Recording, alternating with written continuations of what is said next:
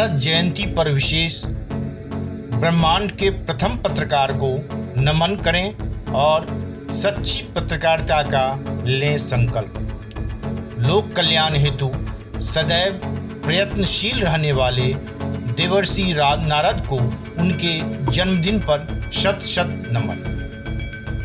नारद जी का नाम सुनते ही नारायण नारायण कहकर संवाद की शुरुआत करने वाले, एक हाथ में वीणा और दूसरे हाथ में वाद्य यंत्र रखे देवर्षि की छवि में मन में उभरने लगती है। तीनों लोकों में समान रूप से विचरण करने वाले इन्हीं नारद जी की जयंती देवर्षि नारद मुनि के जन्मदिवस के रूप में मनाई जाती है। हर साल यह जयंती वैशाख कृष्ण प्रतिपदा के दिन मनाई जाती है। इस बार यह तिथि आज 27 मई को पड़ी है, इसलिए नारद जयंती आज 27 मई को मनाई जा रही है। नारद मुनि को देवताओं का संदेशवाहक कहा जाता है। देवर्षि नारद तीनों लोकों में संवाद का माध्यम बनते थे, इसलिए नारद मुनि की जयंती को पत्रकार दिवस के रूप में भी मनाया जाता है। उन्हें ब्रह्मांड के प्रथम पत्रकार के रूप में प्रस्तुत किया जाता है।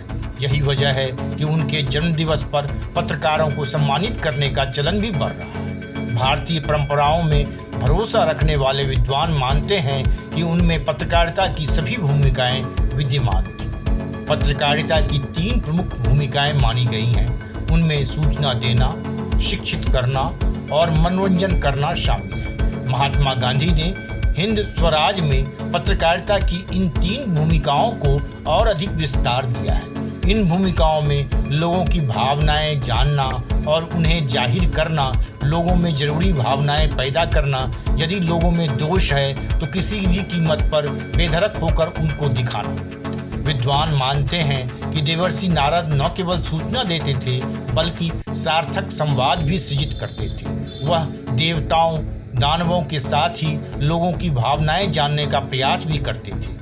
जिन भावनाओं से जनकल्याण के कार्य होते थे वह उदासीन माहौल में भी लोगों को सद्कार्यों के लिए प्रेरित करते थे। शास्त्रों में इन्हें भगवान का मन कहा गया है। इसी कारण सभी युगों में, सभी लोकों में, समस्त विद्याओं में, समाज के सभी वर्गों में नारद जी का सदा ही महत्व स्थान रहा है। मात्र देवताओं ने ही नहीं वरन दानवों ने भी उन्हें सदैव आदर दिया। समय समय पर सभी ने उनसे परामर्श भी लिया। भगवान विष्णु उनके आराध्य देव हैं और एक मुनि की तरह उनका वेश है।